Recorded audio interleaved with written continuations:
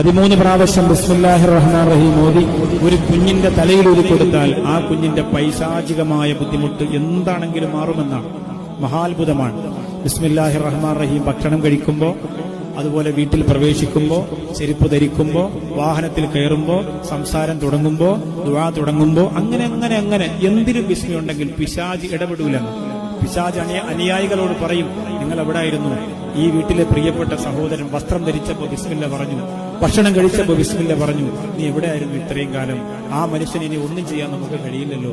വസ്ത്രം ധരിക്കുമ്പോഴും വസ്ത്രം അഴിക്കുമ്പോഴും ഒക്കെ ബിസ്മില്ലാഹിർ റഹ്മാനിർ റഹീം. പാത്രം കഴുകി വെക്കുമ്പോ ബിസ്മില്ല, കഴുകാൻ എടുക്കുമ്പോ ബിസ്മില്ല, ഭർത്താവിന് ഭക്ഷണം വിളമ്പി കൊടുക്കുമ്പോ ബിസ്മില്ല.